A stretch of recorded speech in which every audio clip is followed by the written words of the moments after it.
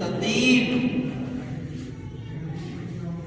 بے شک اللہ متقیوں کے ساتھ ہے، اللہ کو ڈھونڈنا ہے۔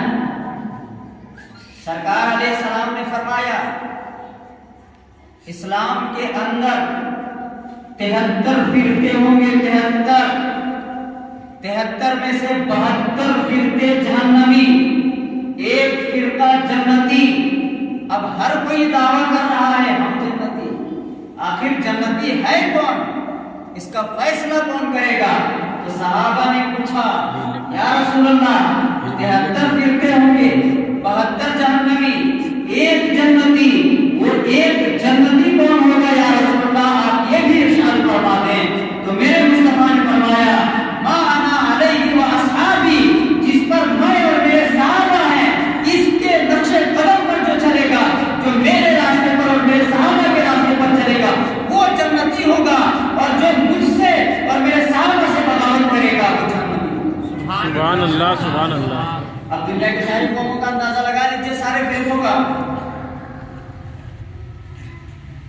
کسی کو نبی سے خار ہے تو کسی کا اللہ جھوٹ بول رہا ہے، کوئی کہتا ہے اللہ جھوٹ بول سکتا ہے معاذ اللہ، کوئی کہتا ہے نبی کو پیٹھ پیچھے کی خبر نہیں۔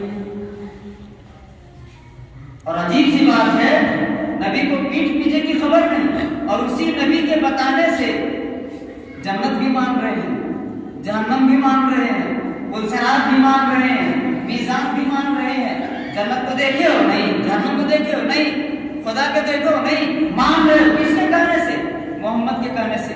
تو عجیب بیوقوفی ہے، ایک طرف کہتے ہو وہ کچھ جانتے نہیں، وہ کچھ دیکھتے نہیں، اور دوسری طرف انہیں کے کہنے سے تم خدا کو مان رہے ہو۔ تو یہ کیا ہے؟ یہ عقلی خباثت کے علاوہ جتنے فرقوں کو آپ اٹھا کر کے دیکھیں گے، کوئی خدا کی شان میں گستاخی کرتا ہے، کوئی محمد رسول اللہ کی شان میں گستاخی کرتا ہے، واضح کلمات بکتا ہے، اور جو ان دونوں سے محفوظ رہ جاتا ہے۔ کچھ لوگ آج ایسے نکلے ہوئے ہیں جو اولیاء اللہ کی شان میں گستاخی کرتے ہیں، لیکن تنہا اس دنیا کے اندر یہ سنی مسلمان بستا ہے جو خدا کی بھی کبھی توہین نہیں کیا، جو رسول اللہ کی بھی توہین نہیں کیا، جو اولیاء کی بھی توہین نہیں کیا۔ اس لیے یہ دعوے کے ساتھ کہا جا سکتا ہے کہ اگر 73 فرقوں میں کوئی جنتی فرقہ ہے تو سنی مسلمان ہے۔ سبحان اللہ، سبحان اللہ، سبحان اللہ۔ اس لیے میرے امام نے فرمایا اہل سنت کا ہے بیڑا پار، اصحاب حضور نجم ہے اور ناؤ ہے اطرت رسول اللہ کی۔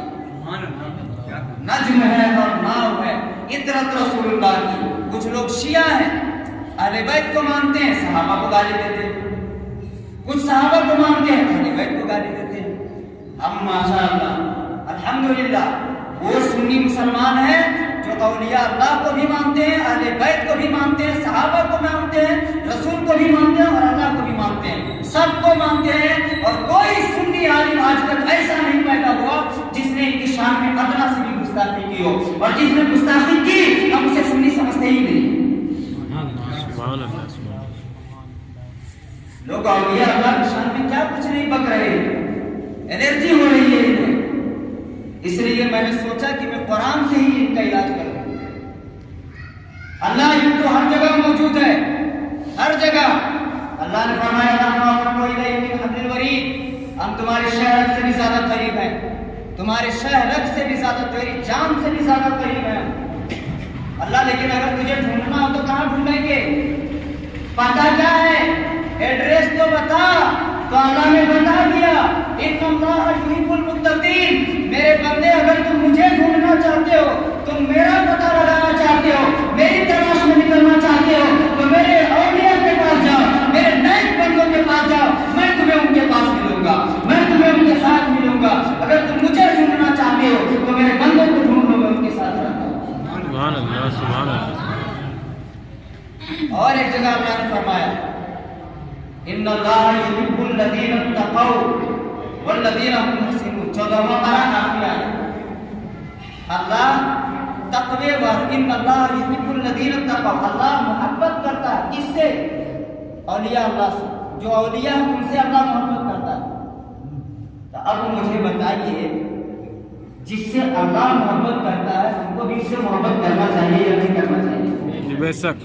جس سے اللہ محبت کرتا ہے اس سے محبت کرنا چاہیے یا نہیں کرنا چاہیے؟ تو پھر 1000 لاکھ بھی کہے ہم یہ کہیں گے کہ ہم قرآن کو ماننے والے ہیں، اور قرآن میں اللہ نے کہا ہے اللہ اپنے ولیوں سے محبت کرتا ہے، تو جس سے اللہ محبت کرے اس سے ہم محبت کریں۔ سبحان اللہ سبحان اللہ سبحان اور ایک جگہ اللہ نے فرمایا یحبونہم ویحبونہ، قرآن کی آیت دے رہا ہوں، یحبونہم ویحبونہ، اللہ ولیوں سے محبت کرتا ہے اور ولی اللہ سے محبت کرتے ہیں، دونوں ایک دوسرے سے محبت کرتے ہیں، اور جب دو لوگ آپس میں محبت کریں اور تم اگر چاہتے ہو کہ دونوں کے پسندیدہ بن جاؤ تو ایک سے تم بھی پیار کرنا شروع کر دو، دوسرے سے تمہیں آٹومیٹک پیار ہو جائے گا۔ اگر کسی کے بچے سے تم پیار کرو گے تو باپ خود بخود تمہیں پیار کرے گا اور تمہیں عزت کی نگاہ سے دیکھے گا۔ اگر کسی کے پوتے سے تم اچھے سے پیش آؤ گے تو اس کا دادا ضرور تمہیں عزت دے گا اور عزت کے ساتھ بیٹھائے گا۔ تو اللہ ولیوں سے محبت کرتا ہے، تو جو ولیوں سے محبت کرتے ہیں اس بات کی کھلی ہوئی سند ہے جو اللہ کے ولی سے محبت کرے گا اللہ اس سے محبت کرے گا۔ سبحان اللہ سبحان اللہ سبحان اللہ۔ اچھا صاحب، اب یہ ولی ہوتے کون ہیں؟ اللہ کے رسول نے فرمایا، پوچھا گیا سئل رسول اللہ صلی اللہ علیہ وسلم عن اولیاء اللہ، رسول اللہ صلی اللہ علیہ وسلم سے پوچھا گیا اولیاء اللہ کون ہیں؟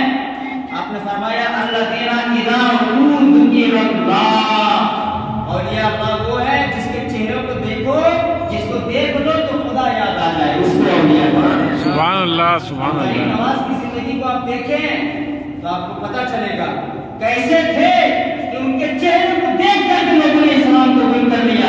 ایسے نہیں نبے لاکھ لوگوں کو کلمہ پڑھا دیا، آپ کے کہنے سے اتنے سارے لوگ نہیں، بلکہ اللہ نے چہرے میں وہ بشاشت دی تھی، اللہ نے وہ حسن سے نوازا تھا، اللہ نے چہرے میں وہ عجیب چیزیں عطا کی تھی، اللہ نے وہ شان عطا کیا تھا کہ کئی لوگ ایسے تھے جس نے غریب نواز کے چہرے کو دیکھا اور کلمہ پڑھ کے آپ نے اسلام کو۔ سبحان اللہ سبحان اللہ۔ صرف چہرے کو دیکھنا تھا، تو وہ ولی کون ہے؟ جس کو دیکھو تو اللہ کی یاد آ جائے، اللہ یاد آ جائے۔ اور سنیں، سوال کرتے ہیں کہ بھائی ان سے محبت کرنے کا فائدہ کیا؟ اور یہ جو بخاری مسلم چلاتے ہیں نا، ان کی میں بات کر رہا ہوں۔ بخاری میں بھی یہ حدیث ہے، مسلم میں بھی یہ حدیث ہے، آپ نے بارہا سنا ہوگا۔ یہ حدیث دونوں جگہ موجود ہے، دونوں کتاب میں، بخاری میں بھی ہے مسلم میں بھی ہے۔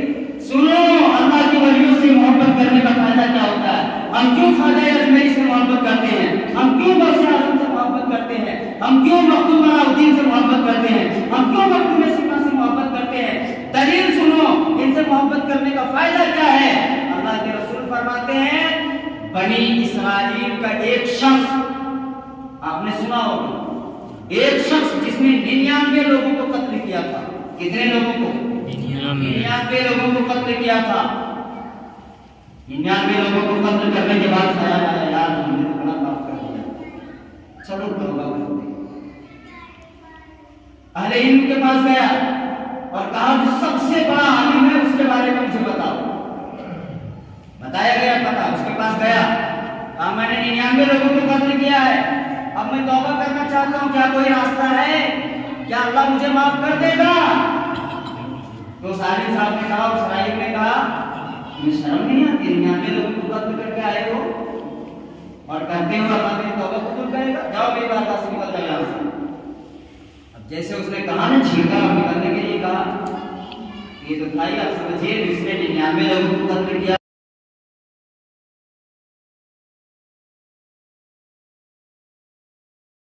کہا جب توبہ قبول ہی نہیں ہونی ہے تو پھر 99 پہ کیوں؟ چلو 100 کے تو برائی کر دیتے ہیں، اٹھایا رسول اللہ 100 پورے ہو گئے۔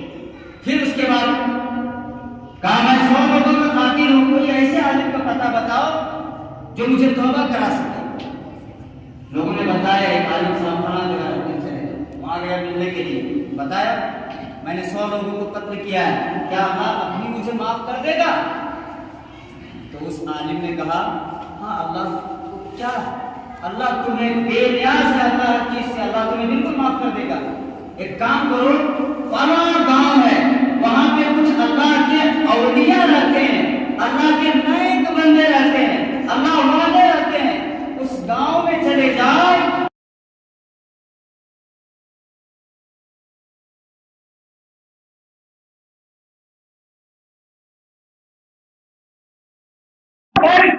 करते हैं अल्लाह उसी सुभान अल्लाह कहा चले जाओ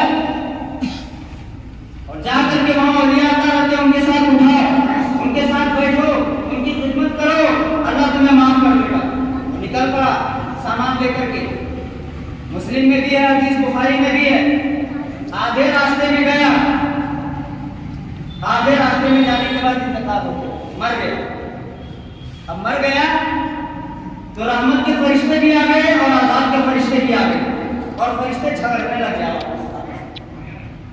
जन्नत के फरिश्ते कहते हैं मैं इसे जन्नत में लेके जाऊंगा, क्यों? इसलिए कि इसने तौबा कर लिया था।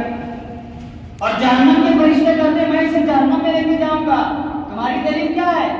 तौबा तो कर लिया था लेकिन इसके खाते में कोई नेकी नहीं है, इसके खाते में कोई नेकी नहीं है। 100 लोगों को कत्ल किया, तौबा कर लिया लेकिन नेकी कोई नहीं, इसलिए हम इसे जहन्नम में लेके जाएंगे। जन्नत वाले कह रहे जन्नत में लेके जाएंगे। अल्लाह ने तीसरे फरिश्ते को भेजा इंसानी शक्ल में, वो आए इंसानी शक्ल में।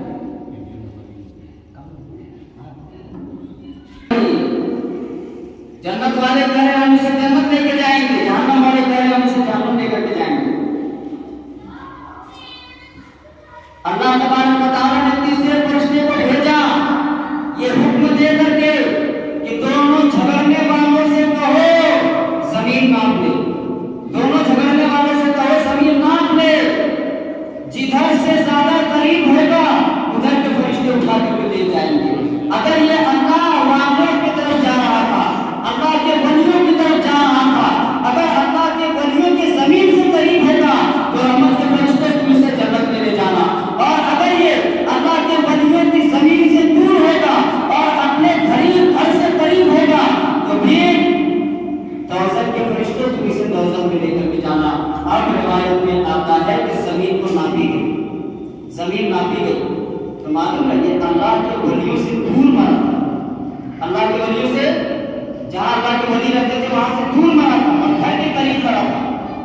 तो होना तो ये चाहिए था कि जहन्नम के फरिश्ते ले जाते उसको, लेकिन अल्लाह तबारक व तआला ने, अल्लाह तबारक व तआला को ये पसंद नहीं कि बंदा जा रहा था मेरे नेक बंदों की बारगाह में, मौत रास्ते में आ गई, इसलिए अल्लाह ने हुक्म दिया जमीन को, वो जमीन जो अल्लाह के वलियों की तरफ थी उस जमीन को अल्लाह ने हुक्म दिया जमीन सिमट जाओ, वो जमीन सिमट गई। अब जब जमीन को नापा गया तो ये बंदा अल्लाह के वलियों के जमीन से करीब था, अल्लाह ने हुक्म दिया रहमत के फरिश्ते इसे उठाओ और जन्नत में लेकर चले जाओ। सुभान अल्लाह सुभान अल्लाह सुभान अल्लाह। ये फायदा होता है अल्लाह वालों के साथ रहने का। और हमारे लिखा है अल्लाह के वलियों के साथ रहने का सबसे बड़ा फायदा क्या मालूम है? सबसे बड़ा फायदा ये है, सबसे बड़ा फायदा कि आखिरी वक्त में कलमा पढ़ना नसीब हो जाता है। याद रखिए, जब इंसान मरने लगता है ना तो शैतान आकर के भड़काता है, शैतान आकर के भड़काता है और उसका ईमान छीन लेता है। तो जब कोई अल्लाह वाला रहता है ना तो अल्लाह वाला उस वक्त उसकी रहनुमाई करता है।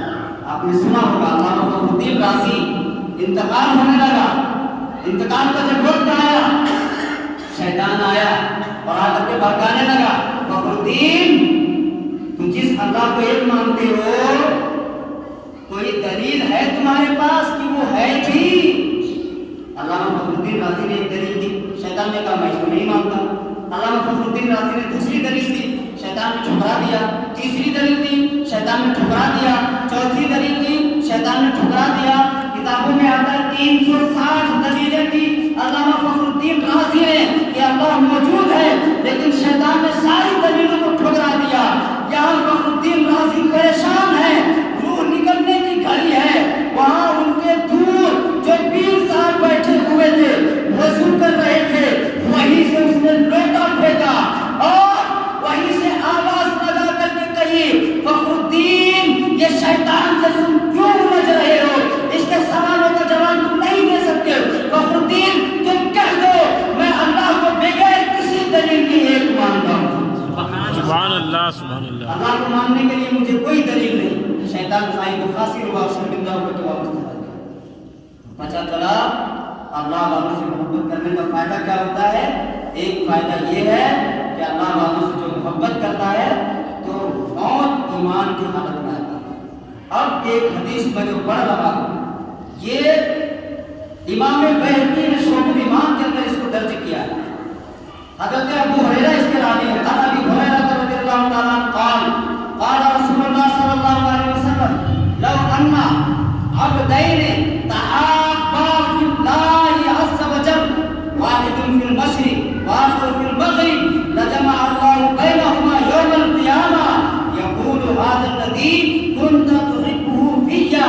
اس کا مطلب یہ ہے کہ حضرت ابو ہریرہ رضی اللہ تعالیٰ عنہ فرماتے ہیں کہ اگر دو بندے آپس میں محبت کریں کس کے لیے؟ اللہ کے لیے محبت کریں، آپس میں دو بندے محبت کریں اور کس طرح دوری ہو دونوں میں، ایک مشرق میں ہو ایک مغرب میں ہو، یعنی ایک یورپ میں ہو ایک ہندوستان میں ہو، ایک برازیل میں ہو ایک ہندوستان میں ہو،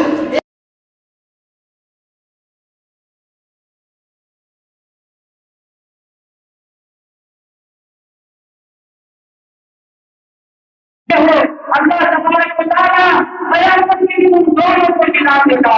اللہ تبارک و تعالیٰ دونوں کو قیامت کے دن ملا دے گا اور اللہ فرمائے گا کہ وہی وہ لوگ ہیں جو میرے لیے محبت کرتے تھے، اور اللہ میدان قیامت کے دن کو ملا دے گا، جمع کر دے گا، دونوں کو جمع کر دے گا اور اللہ فرمائے گا جو وہ ہیں جنہوں نے میرے لیے آپس میں محبت کی تھی۔ تو اب اس حدیث کی روشنی میں مجھے یہ کہنے میں چندہ کوئی شرمندگی نہیں کہ اللہ کے رسول نے فرمایا ایک بندہ مشرق میں ہو دوسرا بندہ مغرب میں ہو اور وہ میری رضا کے لیے محبت کرے تو قیامت کے دن دونوں ایک ساتھ اٹھائے جائیں گے، قیامت کے دن دونوں کو ملا دیا جائے گا، قیامت کے دن دونوں ایک دوسرے کے ساتھی ہوں گے، ایک دوسرے کے ساتھ ہوں گے۔ تو اب سنو اپنی بات، اللہ کے رسول نے فرمایا ایک بندہ مشرق میں ہوگا ایک بندہ مغرب میں ہوگا، یعنی دوری ہوگی، یہ دوری زمانی بھی ہو سکتی ہے، یہ دوری مکانی بھی ہو سکتی ہے، یہ بھی ہو سکتا ہے ایک بندہ افریقہ میں رہتا ہو ایک بندہ ہندوستان میں رہتا ہو، یہ بھی ہو سکتا ہے ایک بندہ سعودیہ میں رہتا ہو ایک بندہ چائنا میں رہتا ہو، اور بعد زمانی بھی ہو سکتی ہے، یعنی یہ بھی ہو سکتا ہو کہ ایک بندہ 100 سال پہلے مر گیا اور ایک بندہ آج زندہ ہے، ایک بندہ 800 سال پہلے انتقال کر گئے، آج یہاں رہ کر کے بندے محبت کر رہے ہیں، تو یہ دوری ہے 800 سال کی دوری ہے۔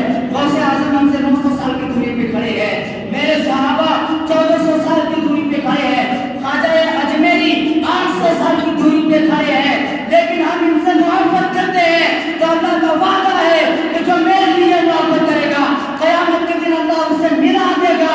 تو ہمارا یہ عقیدہ ہے اس حدیث کی بنیاد پر کہ اللہ نے وعدہ کیا ہے تو دور ہونے کے بعد بھی برس گزرنے کے بعد بھی ہم غریب نواز سے محبت کرتے ہیں، اس لیے ہمیں یقین ہے کہ اللہ تبارک و تعالیٰ قیامت کے دن ہمیں غریب نواز سے ملا دے گا۔ سبحان اللہ سبحان اللہ سبحان اللہ، اللہ اکبر اللہ اکبر، یا رسول اللہ یا رسول اللہ، ہندوستان زندہ باد آجا کا ہندوستان زندہ باد۔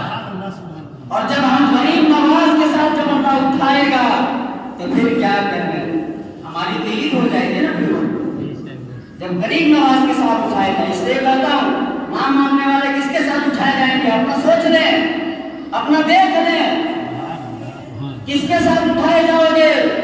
ہم نے اپنا طے کر رکھا ہے، ہم تو اٹھائے جائیں گے خواجہ اجمیری کے ساتھ، ہم تو اٹھائے جائیں گے سبحان اللہ سبحان اللہ، حضرت کے ساتھ۔ اگر تم کس کے ساتھ اٹھائے جاؤ گے، تمہارا کوئی سہارا ہے، تمہارا کوئی جاننے والا بھی ہے، تم اپنے ٹھکانے کی تلاش کرو۔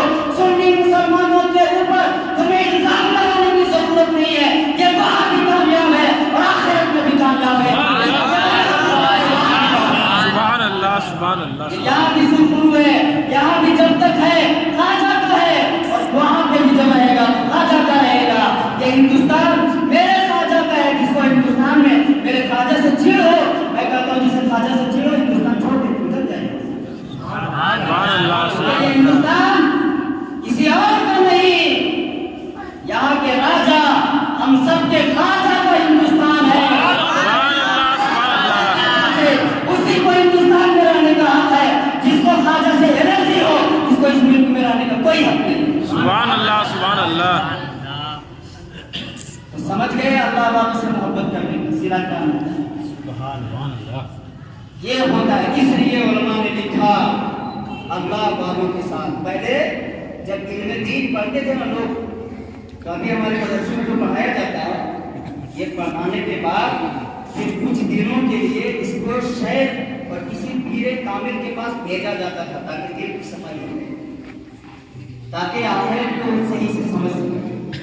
خواجہ صاحب کو خود دیکھے نا، حضرت عثمان ہارونی کی بارگاہ میں گئے جب پڑھنے کے بعد پیر کی تلاش میں، تو خواجہ عثمان ہارونی نے ان کو وظیفہ بتایا، اور وظیفہ بتانے کے بعد پھر کہا غریب نواز سے معین الدین کھڑے ہو جاؤ، کھڑے ہو گئے۔ اس کے بعد کہا ذرا آسمان کی طرف دیکھنا، آسمان کی طرف دیکھتے ہیں، کہتے ہیں کہاں تک دیکھ پا رہے ہو؟ تو غریب نواز کہتے ہیں میں عرش معلیٰ تک دیکھ رہا ہوں۔ اس کے بعد پھر بیٹھاتے ہیں، پھر وظیفہ بتاتے ہیں، پھر اس کے بعد کہتے ہیں اب کہاں تک دیکھ رہے ہو؟ تو کہتے ہیں حجاب عظمت تک دیکھ رہا ہوں۔ پھر بیٹھاتے ہیں، پھر بیٹھانے کے بعد وظیفہ بتاتے ہیں، پھر کھڑا کرتے ہیں، معین الدین کھڑے ہو جاؤ، کھڑے ہو گئے، 2 انگلی ایسے کیے اور کہا اس کے بیچ سے آسمان کی طرف دیکھو اور بتاؤ اب کیا نظر آ رہا ہے۔ انگلی کے بیچ سے دیکھتے ہیں تو غریب نواز خوشی کے عالم میں ڈوب جاتے ہیں۔ پیر صاحب پوچھتے ہیں بتاؤ تو صحیح کیا دیکھ رہے ہو؟ تو غریب نواز کا جواب ہوتا ہے حضور میرے سیدی میرے مرشدی اب میں 18,000 عالم کو دیکھ رہا ہوں، سبحان اللہ سبحان اللہ، تمام مخلوقات کو دیکھ رہا ہوں۔ زمین میں کہاں تک دیکھ رہے ہو؟ کہتے ہیں کہ سار تک دیکھ رہا ہوں۔ تب عثمان ہارونی نے کہا اب جاؤ تمہارا کام ہو گیا۔ اس کے بعد ہندوستان آئے ہیں، بڑا مہربانی، ان کی بڑی مہربانی۔ اور یاد رکھیے گا احسان فراموشی، احسان فراموشی آپ جانتے ہیں، آپ کسی کے اوپر احسان کیجیے وہ اگر بھلا دیں تو آپ کیا کرتے ہیں؟ احسان فراموشی۔ یہ لفظ کسی کے لیے استعمال کرنا اپنے آپ میں خود بڑی ذلت بھری لفظ نہیں ہے۔ تو ہندوستان کے سارے مسلمانوں پر خواجہ کا احسان ہے کہ وہ آئے اور 90 لاکھ لوگوں کو کلمہ پڑھایا۔ آج جو ہم مسلمان ہیں ان کے قدم سے ہیں۔ آج جو لوگ چیختے ہیں چلاتے ہیں اور بڑی بڑی جو باتیں کرتے ہیں انہیں آپ کی ناخن لینا چاہیے۔ غریب نواز سے بغاوت کرتے ہو، ارے اگر وہ نہ ہوتے تو آج نہ تم مسلمان ہوگے نہ میرے باپ دادا مسلمان ہوتے۔ سبحان اللہ سبحان اللہ، ان کے وجہ سے مسلمان ہو اور انہیں کے اوپر آنکھیں دکھانے لگے۔ کیا دیا غریب نواز نے؟ کیا پاور ان کے؟ بتائیں تم کو پاور کیا ہے غریب نواز کا؟ ان کا پاور یہ ہے کہ غریب نواز کو چھوڑو، خادم پیالہ لے کر کے جاتا ہے، خادم انا ساگر کا پانی جب روک دیا جاتا ہے، پاور سنو، انا ساگر کا پانی جب روک دیا جاتا ہے غریب نواز خود نہیں جاتے، خادم کو بھیجتے ہیں اور کہتے خادم جاؤ اور انا ساگر سے جا کر کے بول دینا غریب نواز نے تمہیں بلایا ہے، معین الدین نے تجھے بلایا ہے۔ خادم جاتے ہیں اور انا ساگر جو اجمیر گئے ہیں دیکھے ہوں گے، انا ساگر کے کنارے جاتے ہیں، کٹوری کو رکھتے ہیں اور کہتے ہیں انا ساگر میرے مرشد میرے پیر معین الدین کا حکم ہے کہ تو اس کٹورے میں آ جا۔ اللہ اکبر، پاور سنو، پورے انا ساگر کا پانی اسے کٹورے میں سما جاتا ہے۔ سبحان اللہ سبحان اللہ، اور مورخین نے یہ تک لکھا ہے کہ صرف انا ساگر نہیں، پورے اجمیر کے اندر جتنا کنواں تھا سارے کنویں کا پانی سوکھ گیا اور سب پانی اس کٹورے میں۔ یہ اللہ والوں کا پاور ہوتا ہے۔ پاور کی آپ بات کرتے ہیں، غریب نواز گزر رہے تھے، کچھ لوگ آگ کی پوجا کر رہے تھے، آگ جلا کر، خیر قومیں جو ہوتی ہیں آگ کی پوجا آج بھی کرتی ہیں، آگ کی پوجا کر رہے تھے، غریب نواز گزرے وہاں سے، اور جب غریب نواز وہاں سے گزرے دیکھیں آگ کی پوجا کر رہے ہیں، تو غریب نواز نے کہا بھائی کیا کر رہے ہو؟ تو کہا میں پوجا کر رہا ہوں۔ کیوں؟ کہا اس لیے تاکہ مرنے کے بعد جب جلائے ہم کو تو ہم کو اس کی حرارت کا احساس نہ ہو، یعنی تکلیف نہ ہو۔ مرنے کے بعد جب یہ ہماری چیتا میں ڈالا جائے تو ہم کو اس کی شدت اور اس کی گرمی کا احساس نہ ہو، اس لیے ہم پوجا کر رہے ہیں۔ اس لیے تو غریب نواز نے کہا پھر مرنے کے بعد پھر جیتے جی کیوں نہیں آسمان کر کے دیکھ لیتے؟ جب پوجا کر رہے تو ہاتھ ڈال کے دیکھ لو، دیکھتا ہوں جلاتا ہے کہ نہیں۔ جب غریب نواز نے کہا نا تو کوئی ہاتھ ڈالنے کے لیے تیار نہیں ہوا، جو ڈالے دور سے فوراً ہاتھ کھینچ لے۔ بھائی ایسی باتیں کر رہے ہو بابا، آگ ہے ہاتھ ڈالے گے تو جلائے گا، تو کہا جب جیتے جی جلا رہا ہے تو مرنے کے بعد تو اور جلائے گا، تو پھر ایسے کو کیوں آگ کو کیوں پوج رہے ہو؟ اس کو پوجنا چاہیے جس میں آگ کو بنایا ہے. آگ کو بھی اٹھا کر کے غریب نواز جانے لگے. کسی نے پیچھے سے گریبان پکڑ لیا.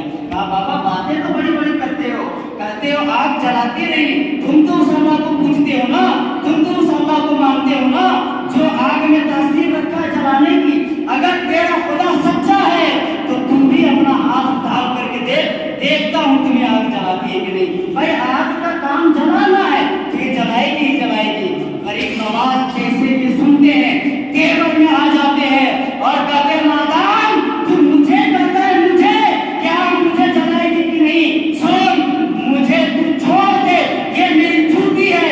اپنی جوتی اٹھا کر کے آگ میں پھینکتے ہیں اور کہتے ہیں آگ میں اگر ہمت ہے تو یہ جوتی جلا کر کے دکھا دے. قسم خدا کی تعریف کا لکھتے ہیں کہ آگ میں ان کی جوتی کو پھینکا گیا, آگ ان کی جوتی کو بھی نہ جلا سکی. سبحان اللہ سبحان آگ اللہ. ان کی جوتی کو بھی نہ جلا سکی.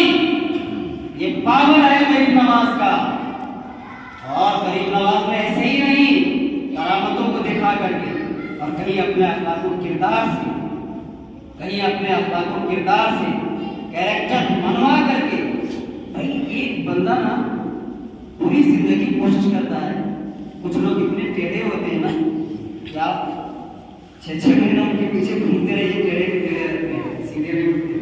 ٹھیک ہے, تو آپ سوچیے پھر کہ کیسے کیسے لوگ ہوں گے اور 90 لاکھ لوگوں کو مسلمان بنا دیں. آپ سبحان کی بات ہے کہ بے شک.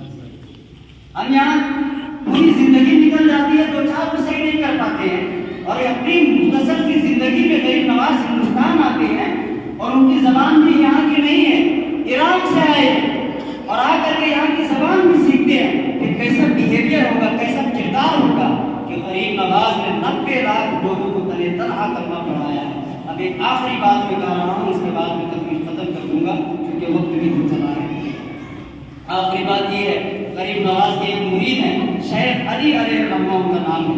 غریب نواز ایک دن اسی طریقے سے بیٹھے ہوئے اپنے مریدوں کے ساتھ, ایک تاجر آتا ہے اور غریب نواز کے ایک مرید جن کا نام شیخ علی ہے ان کی گریبان کو پکڑتا ہے, اٹھاتا ہے اور اٹھا کر کے کہتا ہے تو میرا قرضہ کب لوٹائے گا, تو میرا پیسہ کب لوٹائے گا. اللہ اکبر. وہ شخص پریشان ہو جاتا ہے. اتنے مجمع میں اگر کوئی بندہ آئے باہر سے اور کسی کو گریبان پکڑ کر کے اٹھا دیتی ہے تو بے عزتی کی بات ہے نا. اب آیا گریبان پکڑ کر کے اٹھا دیا. غریب نواز کھڑے ہوئے اور کہا کیا بات ہے بھائی, کیوں تم نے اس کا گریبان پکڑا ہے اور کیا تقاضا کر رہے ہو. کہا حضور مجھ سے اس نے پیسے لیے ہیں اور پیسہ دے نہیں رہا ہے. غریب نواز نے اپنے اس مرید کی طرف دیکھا, کہا کیا بات صحیح ہے. تو وہ رونے لگے اور رو کر کے کہنے لگے حضور بات بالکل صحیح ہے لیکن میں غریب ہوں, میں پریشان حال ہوں, میں تنگ دست ہوں. میں نے اس سے کہا کچھ مہلت دے دے لیکن یہ مہلت دینے کو تیار نہیں ہے, کہتا مجھے پیسہ ابھی کا بھی چاہیے. غریب نواز نے کہا اللہ کے بندے جب یہ پریشان حال ہے تو کچھ رحم کر, چلے جا بعد میں آ جانا, کچھ دن کی مہلت دے دے. لیکن وہ مہلت نہیں دیا. غریب نواز سے بھی وہ صحیح انداز میں بات نہیں کیا. اللہ اکبر. غریب نواز سے بھی اس نے اچھے درجے میں بات نہیں کیا. وہ کہا میں ابھی اور اسی وقت پیسہ لے کر کے جاؤں گا. غریب نواز نے چادر اتاری اور چادر اتار کر کے زمین پہ رکھ دیا اور کچھ سکے نکال کر کے رکھ دیے. اللہ اکبر. جیب سے کچھ سکے کیا نکال کر کے رکھے, ایسا لگ رہا تھا کہ اسی چادر میں آسمان سے فرشتے سکوں کی بارش کر رہے ہیں. وہ چادر سکوں سے بھر گئی. اس کے بعد غریب نواز نے سے کہا جتنے تیرے پیسے ہیں دے لے اور لے کے چلا جائے. سبحان اللہ سبحان اللہ. ہم چادر سے پیسے کو اٹھایا اور غریب نواز اپنے کام میں مست ہو گئے. اب اٹھایا, دیکھا کہ غریب نواز نہیں دیکھ رہا ہے تو مان لیجیے اس نے 1000 قرضہ دیا تھا اور جب اس نے دیکھا کہ غریب نواز ادھر نہیں دیکھ رہے ہیں, اپنے طرف بزی ہیں, تو 1000 سے زیادہ پیسہ اس نے اٹھا لیا. چپکے سے چوری سے اس نے زیادہ پیسہ اٹھا لیا اور چلا دیا. کچھ دن کے بعد چادر اوڑھ کر کے آیا غریب نواز کے پاس, حضور مجھے معاف کر دیں میں بہت پریشان ہوں. غریب نواز نے کہا کیا ہوا. کہا حضور اس دن جو آپ نے پیسے دیے تھے نا تو میرا جتنا بنتا تھا آپ نے ادھر نظر کر لی تو چپکے سے جتنا میرا بنتا تھا اس سے زیادہ میں نے اٹھا لیا. حضور معاف کر دیں گستاخی ہو گئی. کہا ہوا کیا. کہا حضور دیکھیے نا, چادر ہٹایا تو پتہ چلا جس ہاتھ سے وہ اٹھایا تھا نا وہ ہاتھ شل ہو گیا تھا, وہ کام کرنا چھوڑ دیا تھا, وہاں بالکل سوکھ گیا تھا. کہا حضور مجھے یقین ہے کہ جو پیسہ میں نے خیانت کی تھی اسی کی وجہ سے میرا ہاتھ ایسا ہوا ہے کہ تو نے زیادہ پیسے اٹھا لیے, اس کے وجہ سے تیرا ہاتھ شل ہو گیا اور اس کے وجہ سے تیرا ہاتھ خراب ہو گیا. نہیں, تیرا ہاتھ اس وجہ سے خراب نہیں ہوا, ہوا کہ تو نے میرے ایک مرید کے اوپر اپنا میرے مرید کے گریبان میں اپنا ہاتھ ڈالا تھا.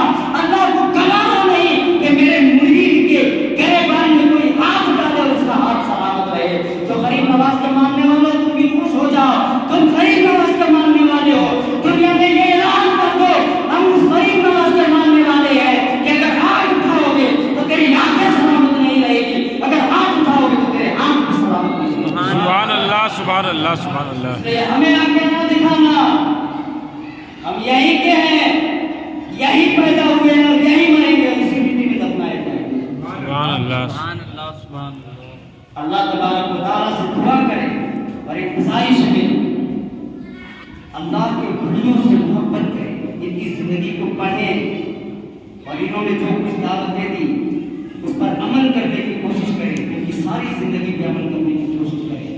غریب نواز یہی تاریخ ہے, 6 تاریخ کو پوری زندگی عبادت و ریاضت میں نکالی. اور آخری بات سن لیں, اس کے بعد غریب نواز نے 6 رجب کو عشاء کی نماز پڑھنے کے بعد اپنے کمرے میں داخل ہوتے ہیں اور کمرے میں داخل ہونے کے بعد اللہ اللہ اللہ یوں آواز اور صدائیں دینے لگتے ہیں, اللہ کو پکارنے لگتے ہیں اور اندر سے کنڈی بند کر لیتے ہیں. اور مریدین جو ہے جتنے ماننے والے ہیں یہ باہر سنتے رہتے ہیں, آواز کو باہر سنتے رہتے ہیں. رات میں پھر سب کی نیند لگ جاتی ہے, کسی کو کچھ پتا نہیں کہ یہ آواز کب بند ہو گئی. جب آنکھیں سب کی کھلی صبح کے وقت تو دیکھتے ہیں غریب نواز کی حجرے سے آواز نہیں آ رہی ہے, آواز بند ہے. دروازہ نوک کیا گیا تو کوئی کھولا نہیں. جب دروازہ کھول کر کے توڑ کر کے اندر گھسے تو پتہ چلا آپ کا انتقال ہو چکا ہے اور آپ کی پیشانی پہ لکھا ہے ہذا حبیب اللہ مات فی حب اللہ, یہ اللہ کا چاہنے والا اللہ کی محبت میں اپنی جان دے دی. سبحان اللہ سبحان اللہ سبحان. تو اس طریقے سے آپ کا انتقال ہو. اللہ تبارک و تعالیٰ سے دعا کرتا ہوں اللہ ہمیں اولیاء کرام کے نقش قدم پر چلنے کی توفیق عطا عطا فرمائے. آمین آمین. اللہ ہمیں اہدنا الصراط المستقیم پر چلائے. اللہ بزرگوں کے فیض ہم سب کے اوپر جاری اور ساری فرما دے. وما علینا